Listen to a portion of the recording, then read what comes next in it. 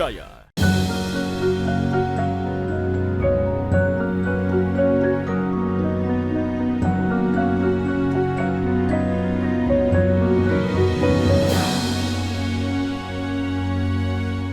Bismillahirrahmanirrahim. Assalamualaikum warahmatullahi wabarakatuh. Alhamdulillahi rabbil alamin. Al-qail Syahru Ramadan alladzi unzila fihi al-Qur'an hudan linnasi wa bayyinatin minal huda wal furqan. Faman syahida minkumus syahra falyasum wa man kana maridan aw ala safarin fa'iddatun min ayyamin ukhar wa 'alal ladzina yutiqunahu fidyatun ta'amu miskin ila akhiril ayah. Wassalatu wassalamu ala asyrafil anbiya'i wal mursalin wa ala alihi wa sahbihi ajma'in, amma ba'd. Alhamdulillah, thumma alhamdulillah. Mendalam rasa syukur kita kehadirat Allah Subhanahu wa Ta'ala. Begitu kita memulai aktivitas pagi hari ini, itu langsung merasakan nikmat karunia-Nya Allah kepada kita sekalian berupa kesehatan dan keimanan. Selawat dan salam atas junjungan kita Nabiullah Muhammad sallallahu alaihi wasallam. Pemirsa sekalian yang berbahagia, inti dari ajaran Islam adalah mentauhidkan Allah Subhanahu wa Ta'ala. Karena Allah tahu ini penting ditanamkan kepada seluruh hambanya sehingga mengabdi hanya kepadanya. Bermakna juga bahwa di dalamnya Allah menurunkan ajarannya, syariatnya, sungguh-sungguh hanya untuk memudahkan hambanya itu. Nah, dalam Islam jamaah sekalian, pemirsa yang berbahagia, ada perintah, ada larangan. Tapi perintah itu tidak kaku. Itu juga inti ajaran Islam. Larangan juga itu tidak kaku. Selalu ada jalan keluar pada kondisi-kondisi hidup yang dijalani oleh hamba Allah. Misalnya, perintah dalam Islam itu kan mestinya dilakukan persis teks perintah itu. Aqimis shalah wa atuz zakah, sumu, berpuasalah. Tapi karena ajaran Allah itu untuk hambanya, sama sekali bukan untuk menyulitkan hambanya, maka Islam lebih awal menggambarkan ada yang namanya rukhsah. Apa itu rukhsah? Ini akan banyak dibahas dalam kehidupan umat Islam pada saat menjalankan perintah-perintah agama. Karena selalu ada. Apa tujuannya rukhsah ini?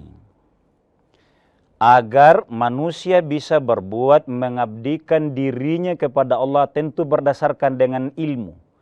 Tidak dibayangi oleh rasa bersalah. Karena rasa bersalah membuat keraguan. Membuat tidak pasti apa yang kita mau amalkan. Maka dikasih tahu kita bahwa kalau memenuhi syarat seperti ini, ada uzurnya seperti ini, ada ilatnya seperti ini, maka ada rukhsahnya. Salah satu contoh pemirsa sekalian yang berbahagia, saat Allah wajibkan puasa. Tapi ada kondisi orang tidak mampu mengamalkannya dengan berbagai sebab. Maka juga banyak bentuk rukhsahnya. Banyak jalan keluarnya. Pagi hari ini kita mengangkat tema khusus tentang fidyah. Apa itu fidyah? Fidyah itu adalah tebusan. Kadangkala kalau bahasa Indonesia itu diartikan juga pengganti. Tentu ini tidak salah, tapi tidak persis begitu. Karena dalam surah Al-Baqarah 183 dan 184 itu dibedakan antara fa'iddatun min ayyamin ukhar, kemudian wa 'alal ladzina yutiqunahu fidyah. Maknanya adalah bagi orang yang lemah berpuasa itu maka dia boleh iddah. Apa itu iddah? Menunda. Maka ia qadha pada saat nanti waktunya bisa. Jadi pemirsa sekalian, mengganti itu lebih pas dengan istilah qadha, sementara fidyah itu adalah menebusnya, tidak persis sama. Kalau puasa diganti pasti dengan puasa, tapi kalau di fidyah ditebus dengan harga lain. Pemirsa sekalian, kita lanjutkan setelah jeda sejenak.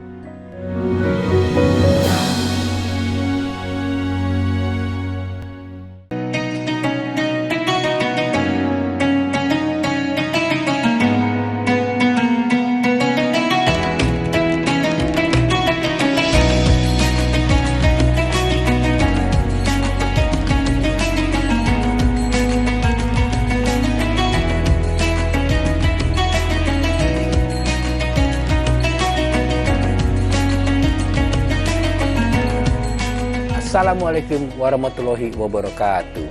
Setelah menjalankan ibadah puasa selama bulan Ramadan, kita sambut hari yang suci dengan penuh kebahagiaan. Mari rayakan kebersamaan di hati. Eratkan silaturahmi di hari yang fitri. Selamat Idul Fitri 1445 Hijriah. Minal aizin wal faizin. Mohon maaf lahir dan batin. Wassalamualaikum warahmatullahi wabarakatuh. Raih kemuliaan.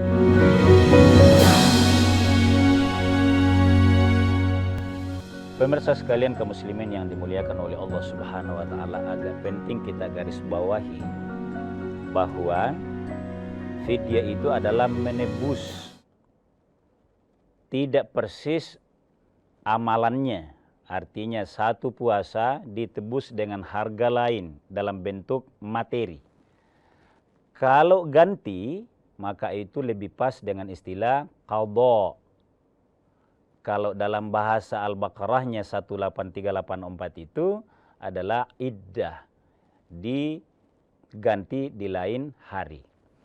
Nah, pemirsa sekalian kaum muslimin yang dimuliakan oleh Allah, ini fidyah, menebus. Perintahnya adalah wa 'alal ladzina yutiqunahu, orang-orang yang tidak mampu mengamalkan puasa.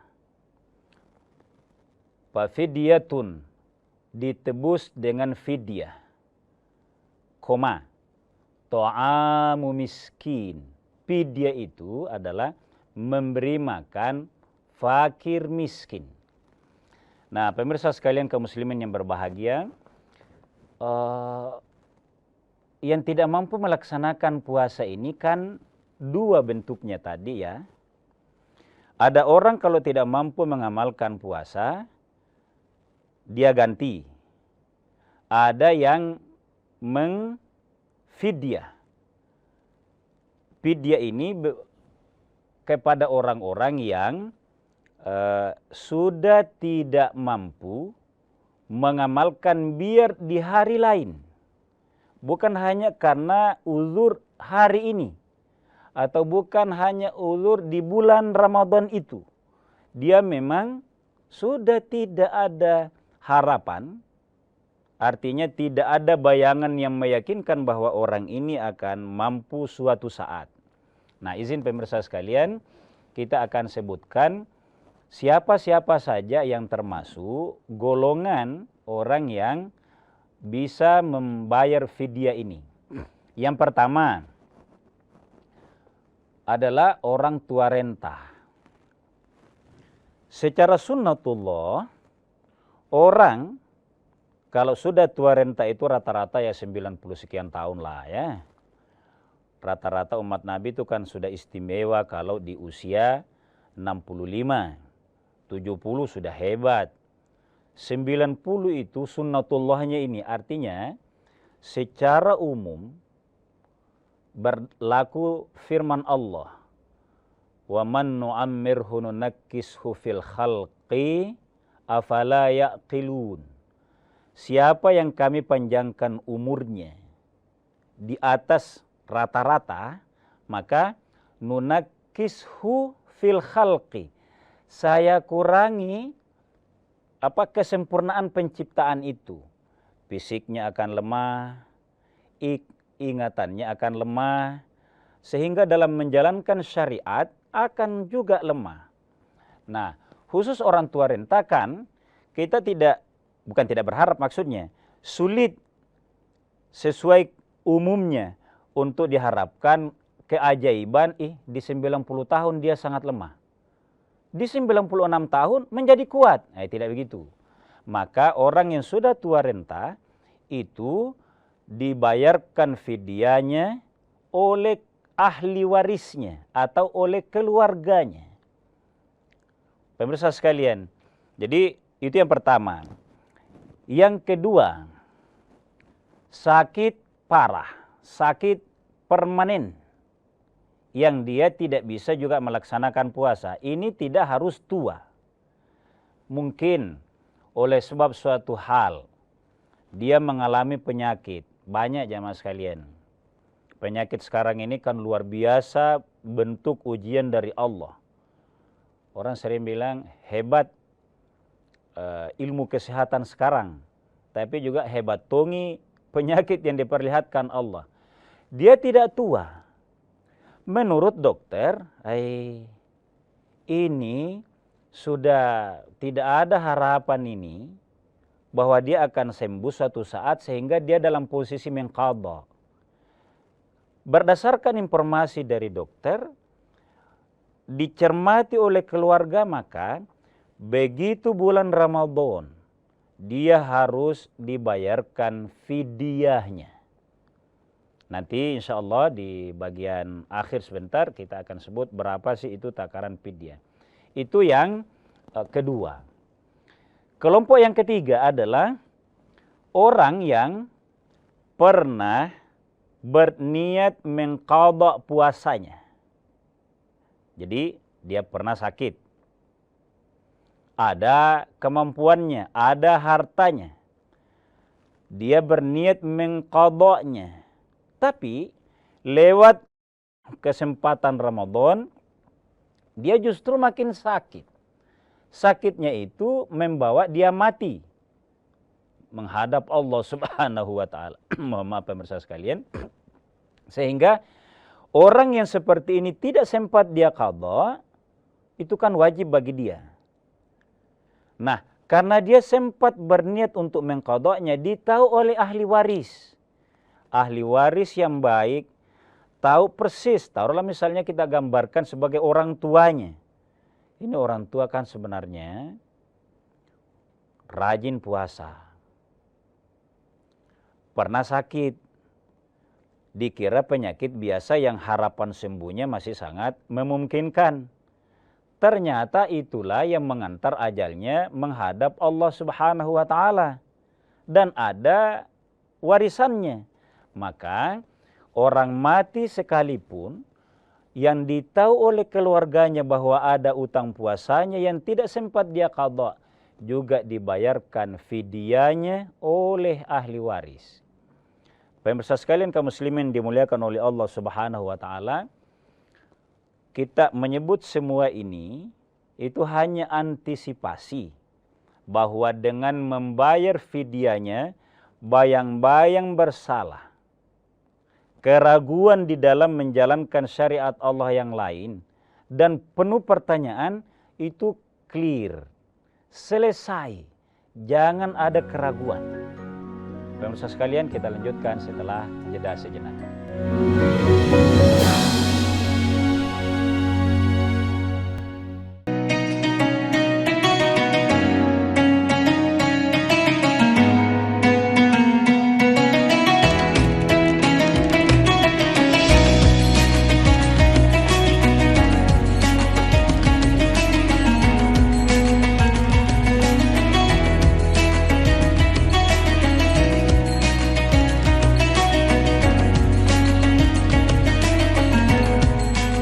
Wassalamualaikum warahmatullahi wabarakatuh. Setelah menjalankan ibadah puasa selama bulan Ramadan, kita sambut hari yang suci dengan penuh kebahagiaan. Mari rayakan kebersamaan di hati. Eratkan silaturahmi di hari yang fitri. Selamat Idul Fitri 1445 Hijriah. Minal aizin wal faizin. Mohon maaf lahir dan batin. Wassalamualaikum warahmatullahi wabarakatuh. Raih kemuliaan.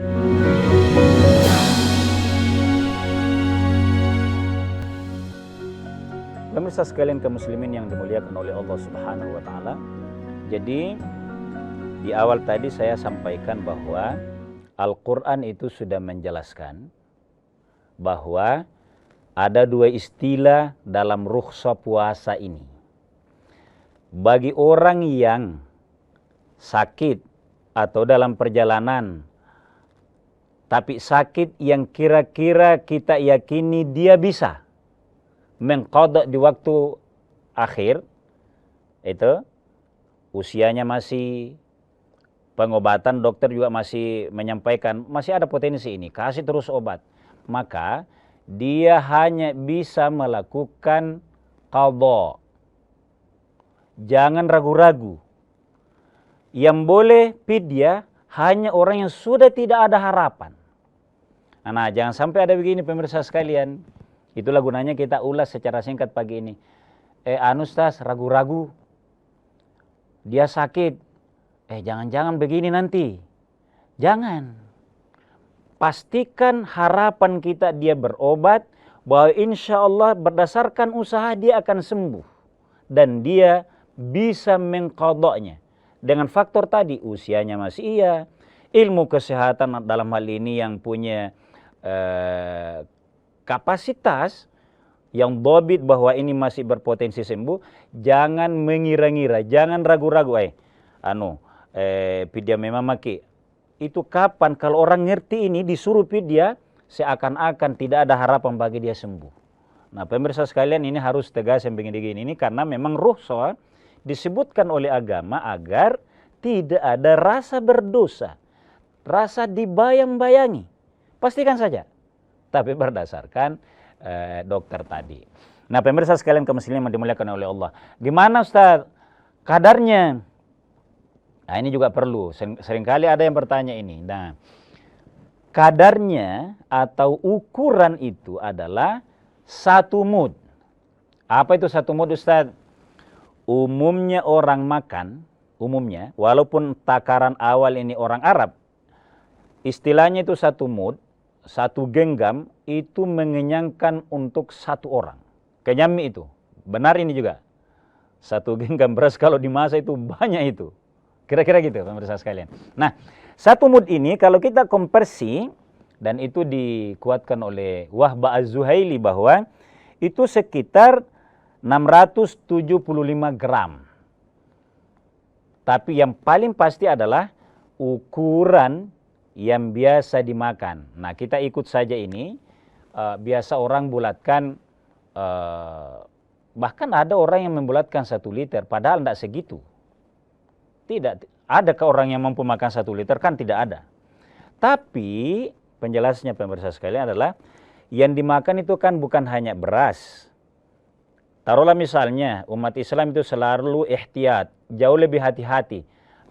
Kalau 670 bulatkan saja 1/2 liter deh, boleh. Nah, kan yang dimakan bukan hanya beras.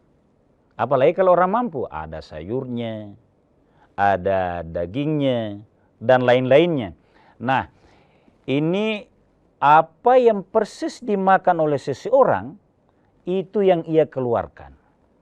Nah, di sini berlaku pemirsa sekalian, seringkali kita konversi ke dalam nilai atau dirupiahkan, orang Indonesia bilang. Nah, tinggal dihitung saja berapa harganya beras, berapa harganya daging, berapa harganya sayuran, dan mungkin juga buah-buahan yang sering dimakan oleh yang bersangkutan, maka segitulah harga yang dikeluarkan. Mungkin ada yang bilang, mana yang afdal Ustaz? Mengeluarkan nilainya atau dirupiahkannya dibanding dengan apa yang dia makan. Berasnya langsung, sayurnya langsung. Memang kalau membaca teksnya tadi itu bunyinya. Wa 'alal ladzina yutiqunahu, orang-orang yang sudah tidak mampu melaksanakan puasa, sebagian yang saya sebut tadi, orang tua renta, sakit permanen, termasuk orang yang meninggal tapi pernah ada kemampuannya, lalu diqada, dipidya oleh keluarganya, maka ta'amu, memberi makan, miskin. Jadi memang lebih banyak yang menganut faham langsung. Lebih banyak. Banyak ulama karena ada maknanya teks Al-Quran itu menyebut detil. Kalau dia ijmali secara umum saja itu yang potensinya untuk ditakwil,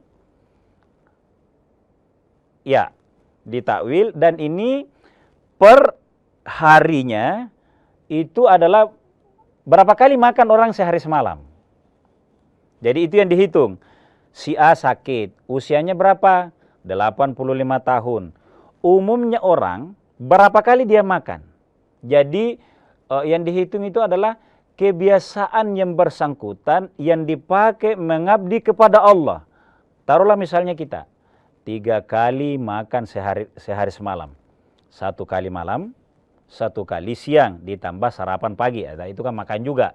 Nah, itulah sebabnya banyak orang yang biasa membulatkan menjadi 1 liter. Karena 1 mud, satu genggam tangan orang Arab yang besar itu 3 kali memang menghampiri lebih setengah liter. Nah, di Indonesia seringkali dengan 3 kali makan ini dikumpul menghampiri 1 liter. Nah, pemirsa sekalian kaum muslimin yang dimuliakan oleh Allah Subhanahu wa taala, Islam menyebut fidyah, menyebut qada, bahkan ada lagi yang lain menyebut kafarah. Insyaallah tersendiri nanti tentang kafarah. Semuanya ini tujuannya adalah bahwa ajaran Islam itu mudah, fleksibel untuk manusia yang banyak seluk-beluk kehidupannya, banyak uzurnya. Ini agar tidak ada selalu keraguan. Maka Al-Quran lebih awal sampaikan bahwa jalan keluar pada kondisi seperti ini, rukhsahnya ini. Bagi yang masih berpotensi mengganti, maka hanya qada yang dipilihnya, yang bahasa Quran fa'iddatun min ayyamin ukhar. Bagi orang yang sudah tidak ada harapan, ini yang benang merahnya ini. Kalau khusus fidyah, maka dia menebus karena sama sekali tidak ada harapan untuk dia sembuh lagi, normal lagi. Bukan ada mukjizat yang saya sebutkan tadi, sudah 90 tahun sangat uzur. Kenapa usia 100 tahun menjadi hebat? Bukan barang mustahil, tapi nahnu nahkum bidzahir. Kita diajarkan menghukum, mempedomani yang nyata, yang biasa dalam kehidupan umat manusia. Pemirsa sekalian kaum muslimin dimuliakan oleh Allah, mudah-mudahan umat Islam dalam menjalankan ibadah Ramadan, mengetahui seluk-beluk puasa sampai dalam kondisi-kondisi yang sulit, maka ada jalan keluar baginya. Sehingga memastikan bagi kita bahwa selama tidak ada uzur itu, jangan ada rasa bersalah, rasa dikejar-kejar, dibayang-bayangi oleh dosa. Sehingga kita kuat di dalam menjalankan syariat agamanya Allah Subhanahu wa taala. Terbatas pemirsa sekalian, mohon maaf atas segala kekurangan. Hadanallahu wa iyyakum ajma'in. Wassalamualaikum warahmatullahi wabarakatuh.